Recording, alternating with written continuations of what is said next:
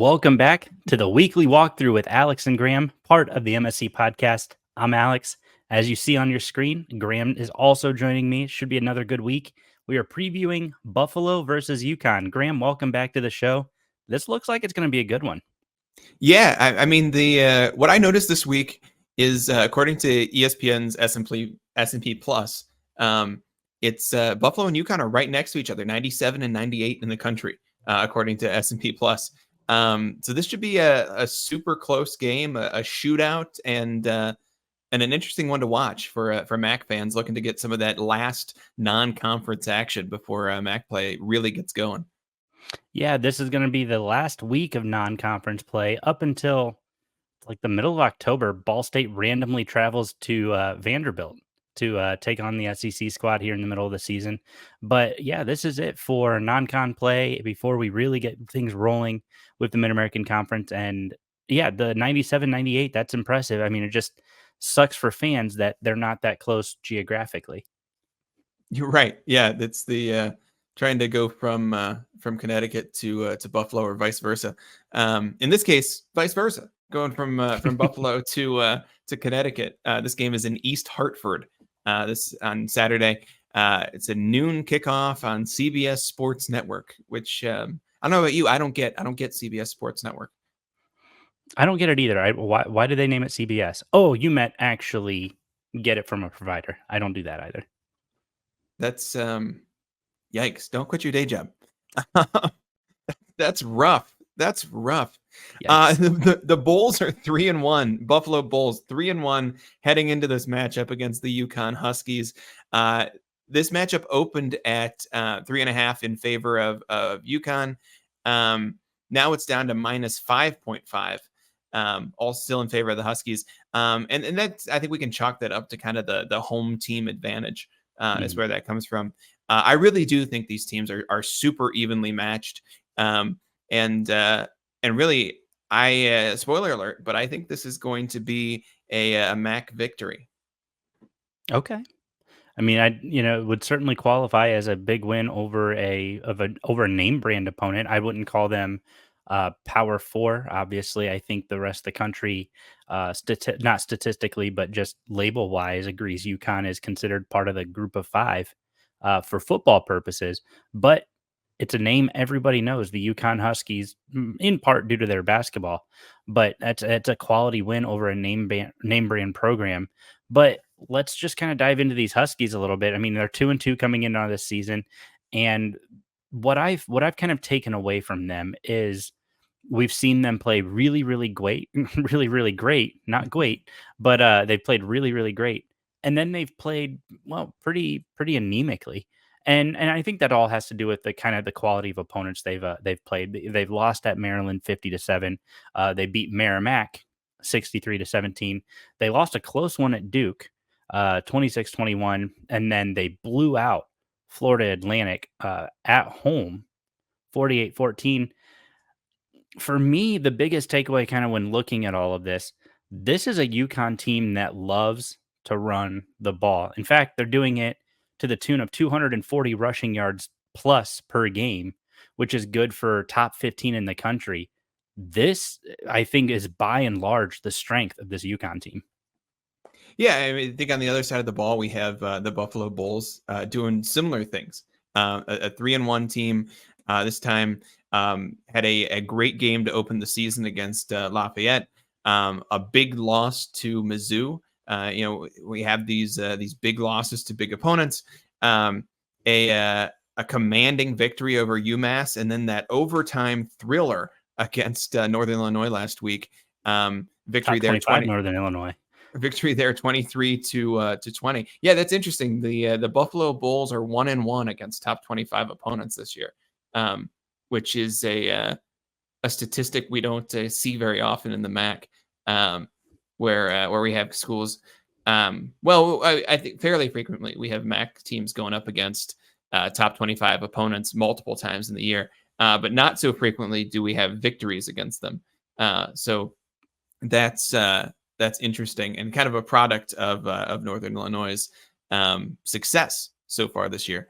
But I think with Buffalo, the story is on the other side of the ball. Mhm. Instead of the offense of the Huskies, we're talking about the defense of the Bulls, only allowing 18.5 points per game, only allowing 323 yards per game, which sounds like a lot, but is not that many.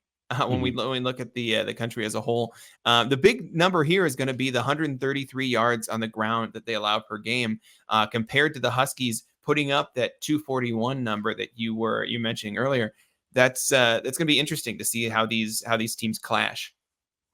Well, I think when you talk about that, you've got to be able to contain. If you're Buffalo, you've got to be able to contain. You've got to know who's in the backfield.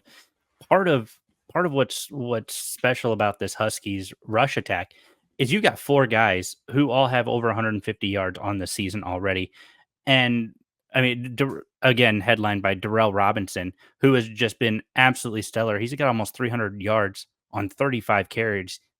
I mean, he is just absolutely torching teams. He's got 3 touchdowns on the ground. You've got Mel Brown, another running back out of that room. And then you've got Cam Edwards, who both have also combined for over 400 yards and 2 touchdowns.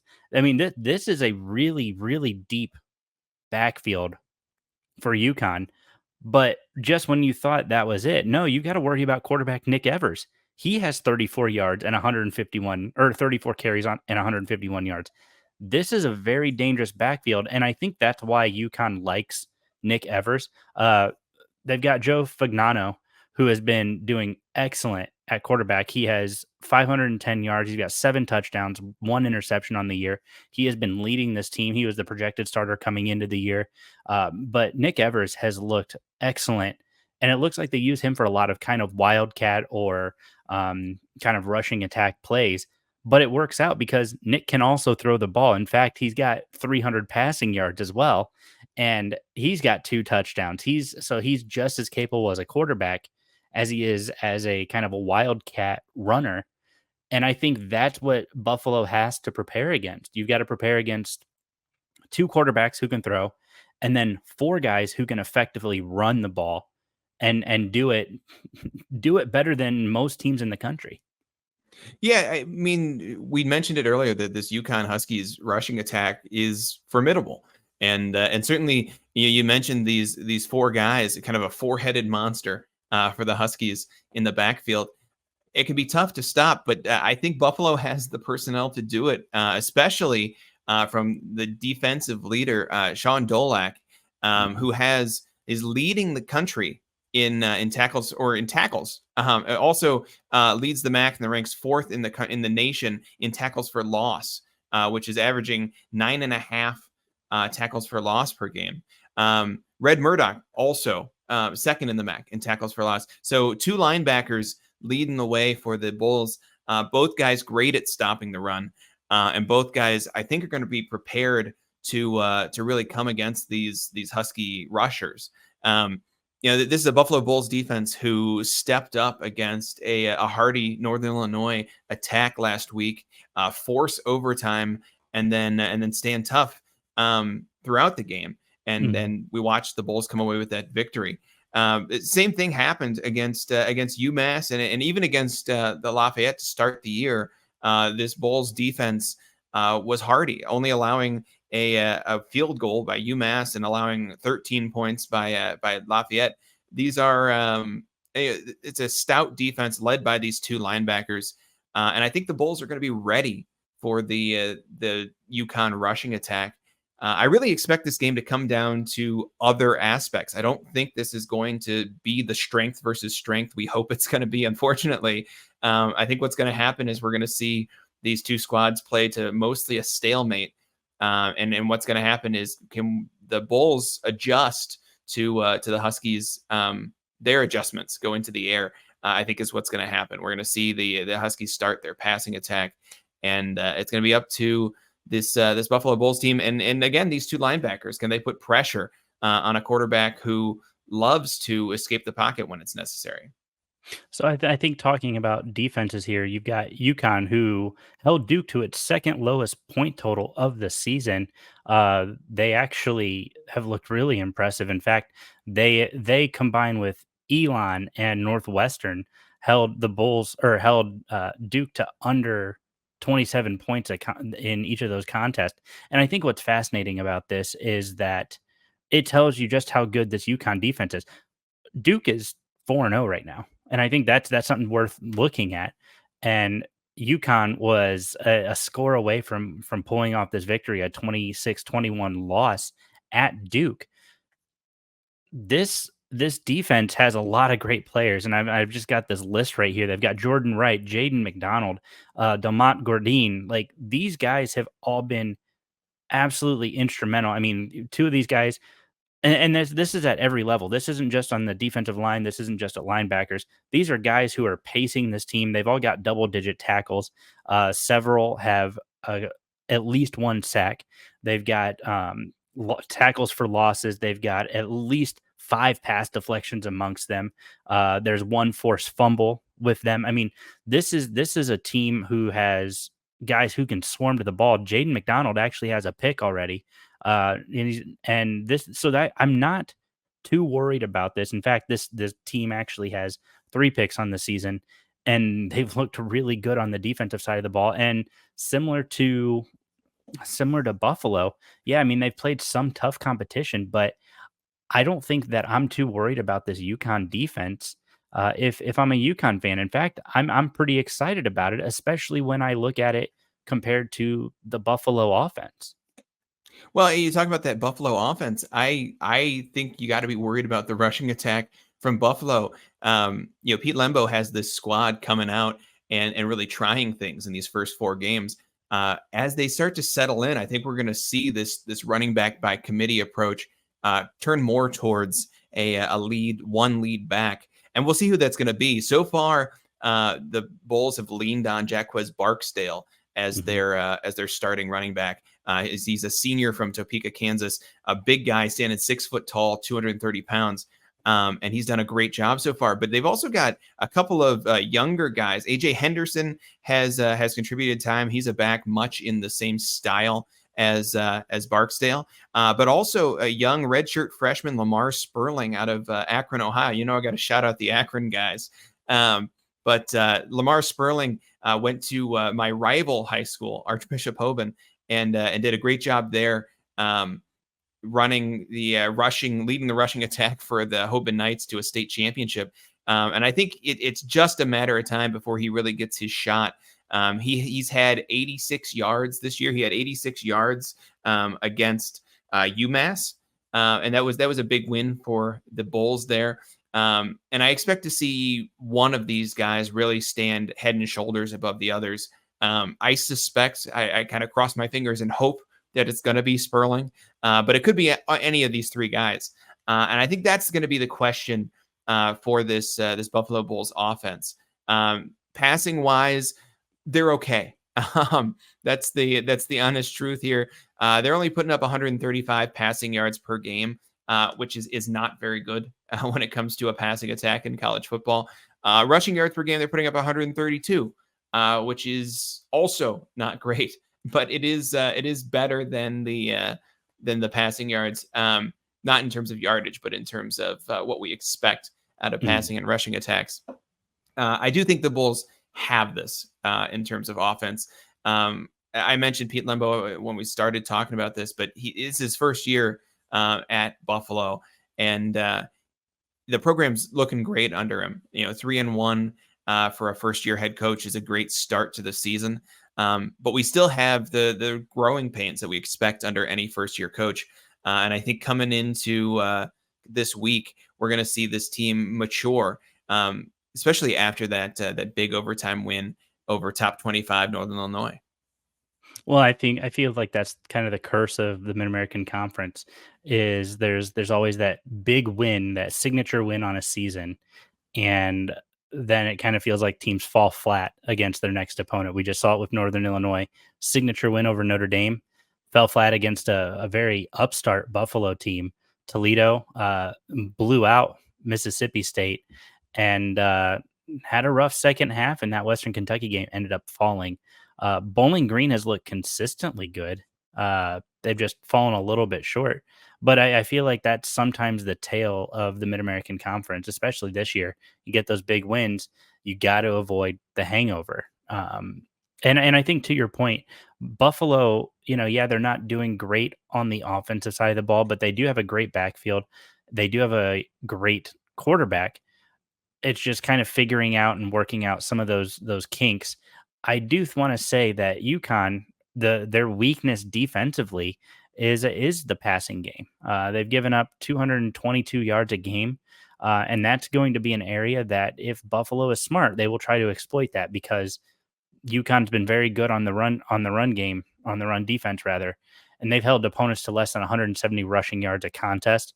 And I think for me, that's going to be the big one. They're letting teams score less than 27 points a game, and that's including their games with Duke. That's including these big time games against big time programs. To me, I think that's going to be the kind of the tail is can Buffalo establish enough of a run game that it opens up the passing game, or can UConn completely take away the ground game and let this be a one-dimensional offense and they know how to play to that strength?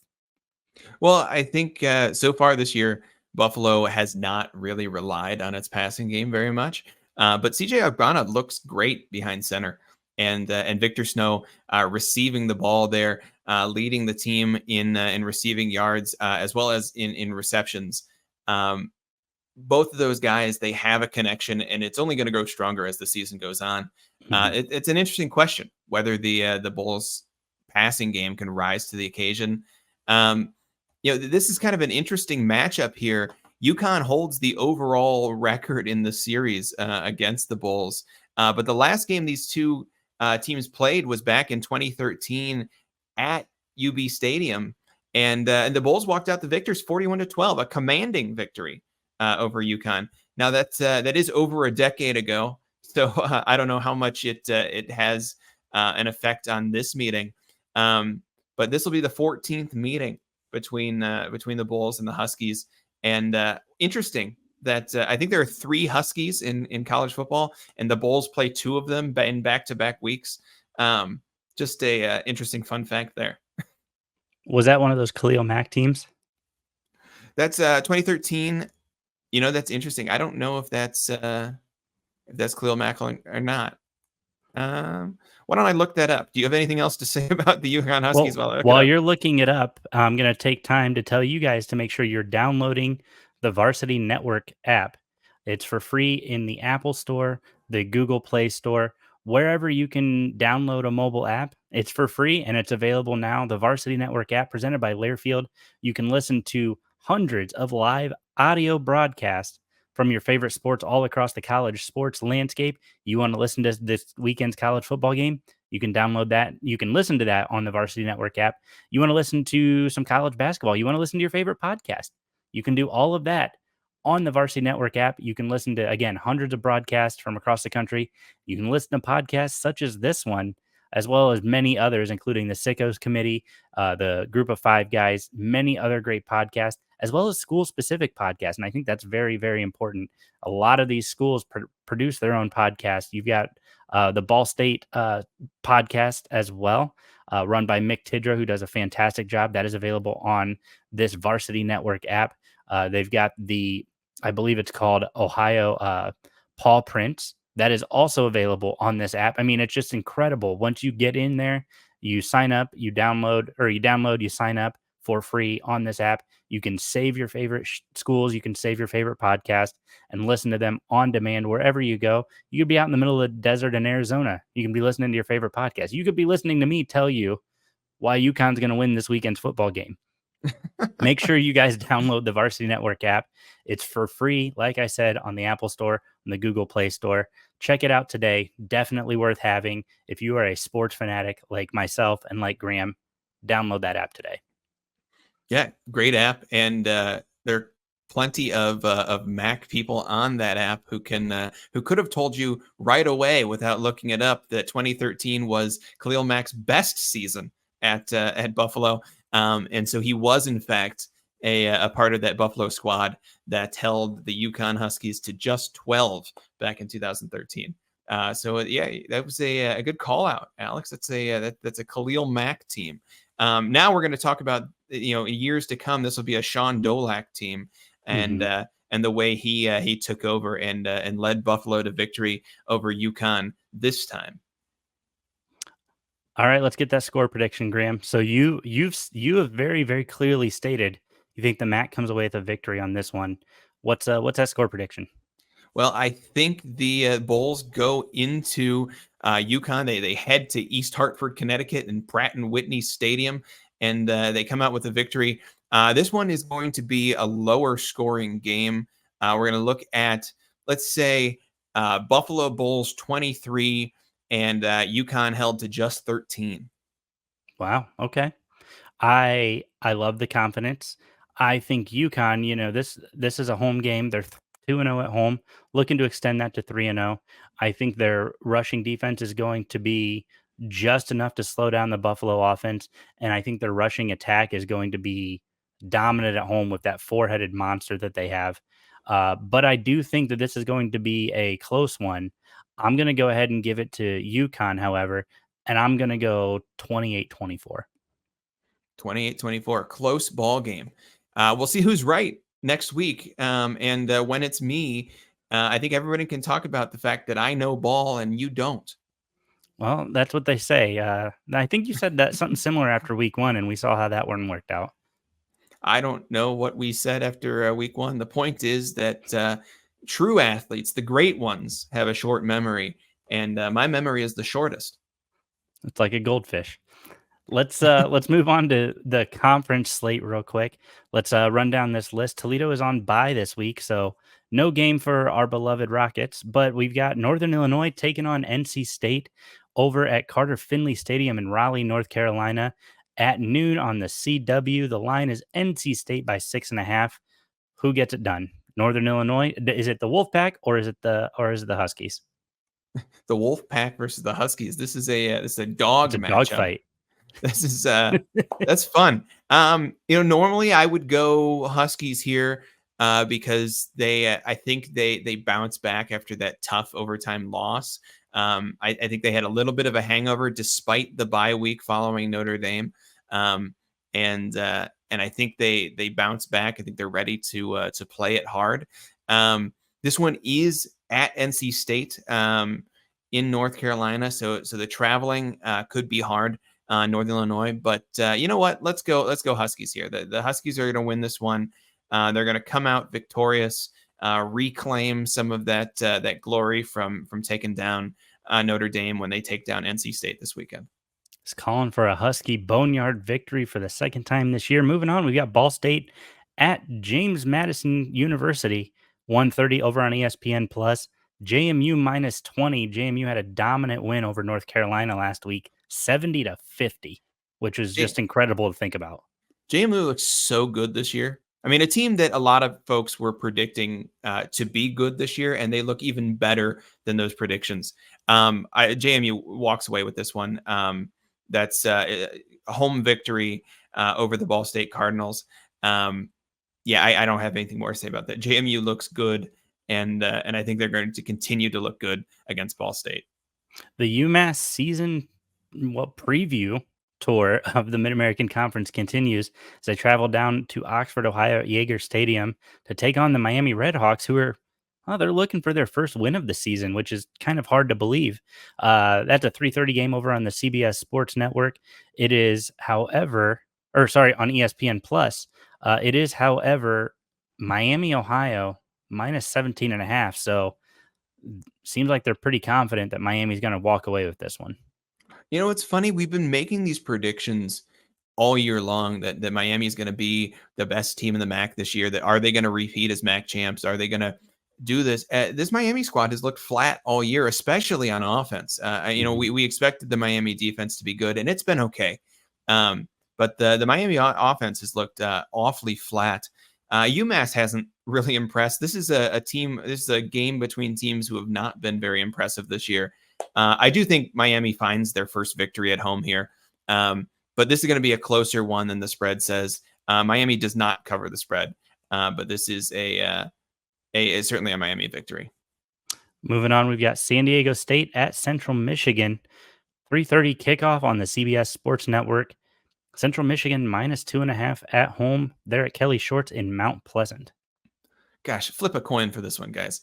This is a going to be a close one too. Central Michigan, another team who has looked exactly like we thought they were going to look this year. I don't know that anyone predicted for them to be at the top of the MAC, and they're not. They're right in the middle, which is where we thought they were going to be. San Diego State is a team who looks like San Diego State. So two teams who are very evenly matched. We'll go Chippewas at home, but I'm not super confident in this pick. We've got, moving on, a rematch of an early 2000s Mid-American Conference Championship, Western Michigan versus Marshall, down there at Joan C. Edwards Stadium in Huntington, West Virginia. This is at 3:30 on ESPN+. The line is Marshall minus 3.5. These got to be two teams who are known for churning out stud NFL receivers, and this is a matchup here. That's an interesting one.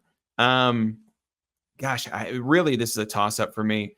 We're going to say Marshall takes this one. Former MAC Marshall gets a win over, well, a current MAC school. We've got Akron taking on the Bobcats of Ohio. 3:30 over on ESPN Plus down at Peden Stadium. The Bobcats will look to once again defend the Frank. Bobcats minus 12.5 at home. Ohio looks like a way better team this year than the Akron Zips do. I love Akron. I'm living in Akron right now, and for that reason, I'm going to go ahead and pick the Zips in an upset victory. Got to do that to me, don't you? We got moving on. We got Eastern Michigan taking on Kent State. A lot of these schools are getting conference play start, or a couple of these schools getting conference play started this week. Taking on Kent State at 3:30 over on ESPN Plus down at Dick Stadium. EMU minus 14 dead on. EMU is a dark horse to win the MAC this year. It's a team who's kind of been on the up and up for the last few seasons. They look like they're finally maybe breaking through to that upper tier of the conference. EMU walks away with this one easy. EMU over the Flashes. Then last but certainly not least, we've got 1 and 2 Bowling Green hosting Old Dominion at 5 o'clock on ESPN Plus. It is BG by 9.5. Let's hear your take. Falcons all the way. I don't know that I need to go on. Bowling Green has looked maybe the best team in the MAC this year, despite not having the signature wins of a Northern Illinois or a Toledo. Bowling Green has played tough opponents, very tough, and despite not coming out victorious in those games, I think Bowling Green is one of the top teams in the MAC, and they walk away with this one easy. Awesome. Well, you guys heard it here first. When Graham goes, 10-0, 8-0 on those picks, you guys heard it here first. So make sure you guys are checking out. Don't bet on these off of his gut. I love Graham, but just appreciate it when he does go undefeated this week. Graham, do you have anything else before we sign this thing off? I don't drive like Alex. I don't know. That's the car talk sign off. I've always wanted to sign off that way.